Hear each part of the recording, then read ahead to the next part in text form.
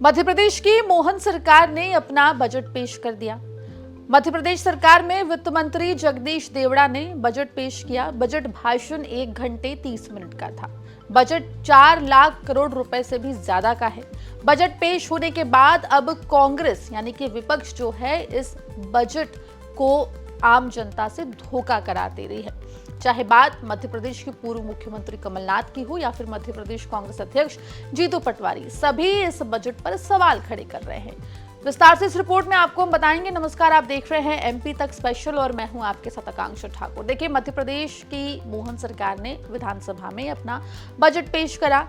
Budget 4 lakh crore से भी ज्यादा का है। आपको बता दें कि इस बजट में लाडली बहना योजना, किसानों, युवाओं और तमाम चीजों के लिए जो है अलग अलग प्रावधान किए गए हैं। सीएम मोहन यादव ने इस बजट को मध्य प्रदेश के विकास का बजट बताया। साथ ही ये कहा कि मध्य प्रदेश में किसी भी योजना को बंद नहीं किया गया है।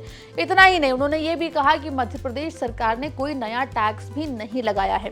जो योजनाएं हैं वो सुचारू रूप से जारी रहेंगी और इस बजट से मध्य प्रदेश आगे चलकर और खुशहाल होगा। ये बजट पेपरलेस था, इसलिए भी इसकी चर्चा थी। साथ ही एक रोलिंग बजट है, इसलिए भी इसकी चर्चा हुई। खासकर किसान कल्याण वर्ष होने के 1 लाख करोड़ से ज्यादा के किसान के कृषि संबंधित विकास कार्यों के लिए पर्याप्त धनराशि रखी गई है।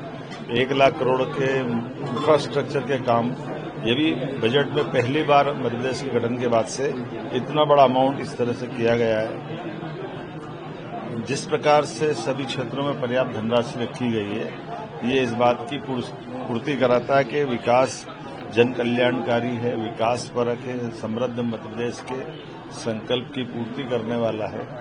एक ने ऐसे बहुत सारे आयाम इसमें लिए गए जिसके आधार पर हम विकास की इस दृष्टि को मिशन 2047 की दृष्टि से भी जोड़ सकते हैं। खासकर रोलिंग बजट 3 साल की कल्पना का देश का पहला हमारा ये बजट है जो 3 साल के अवधारणा के आधार पर ये कल्पना करते हुए क्रमशः विकास की पर्याप्त धनराशि लेके आगे बढ़ रहा है।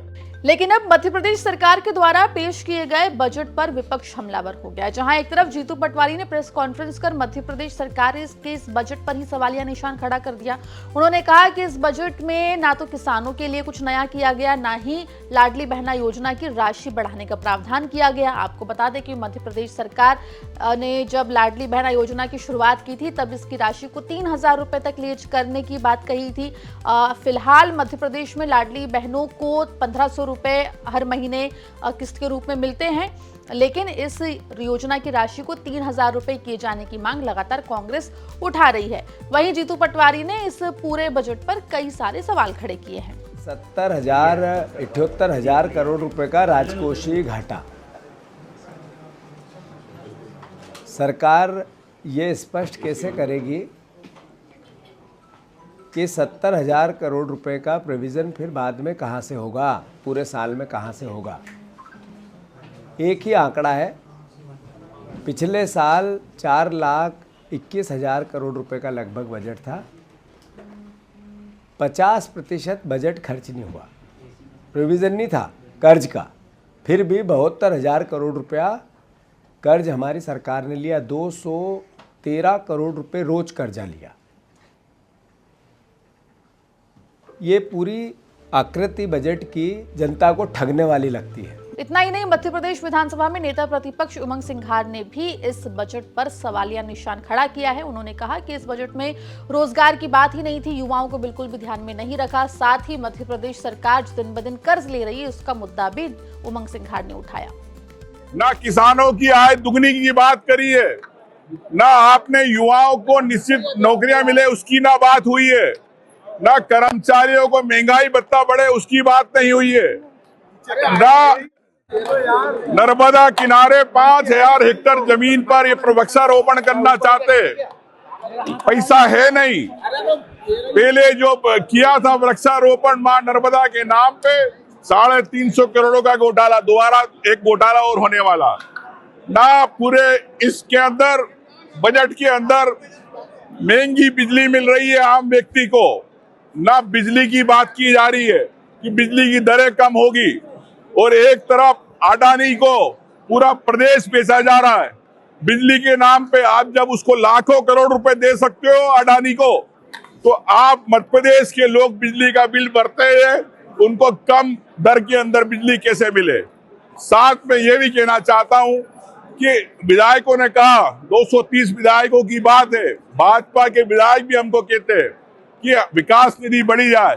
जब आप 2 करोड़ रुपए विकास निधि नहीं बढ़ा सकते हो, 200 करोड़ रुपए नहीं बढ़ा सकते हो प्रदेश के विधायकों के क्षेत्र के कामों के लिए, जनता के कामों के लिए, तो आप लाखों करोड़ रुपए आप प्रदेश की जनता को कैसे दे सकते हो? ये झूठे आंकड़े माननीय वित्त मंत्री जी ने दिए।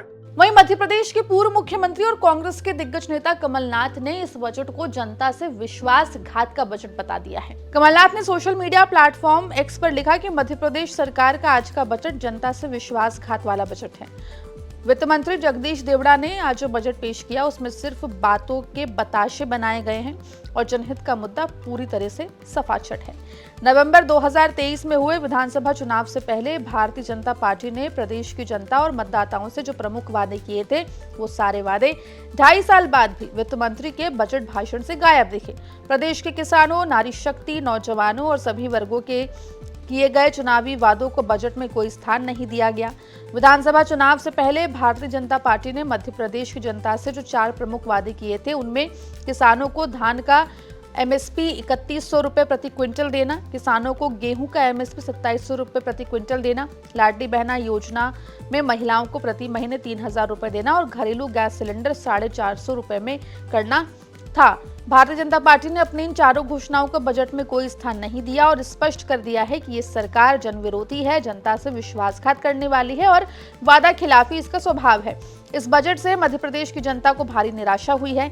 इसके अलावा वित्त मंत्री ने यह भी स्पष्ट किया कि पिछले बजट में जो घोषणाएं की गई थी उनको पूरा क्यों नहीं किया गया। साथ ही वित्त मंत्री ने यह भी नहीं बताया कि आखिर केंद्र सरकार से अगले 5 साल में मिलने वाली करों की हिस्सेदारी में 50,000 करोड़ रुपए की कमी का सरकार पर क्या रणनीति है। इसके अलावा केंद्र और राज्य के सहयोग से चलने वाली योजनाओं में चालू वित्त वर्ष में मध्य प्रदेश को केंद्र सरकार की ओर से कई हजार करोड़ की राशि का भुगतान नहीं किया गया। इन अलग अलग पहलुओं को देखते हुए साफ समझ में आता है कि मध्य प्रदेश की बीजेपी सरकार प्रदेश की जनता के हित को ध्यान में नहीं रख रही है और केंद्र सरकार की कठपुतली के रूप में प्रदेश की जनता के हित को केंद्र के हाथों में गिरवी रख दिया है। वहीं आपको बता दें कि बजट की कार्रवाई के दौरान कांग्रेस ने सदन में काफी हंगामा किया।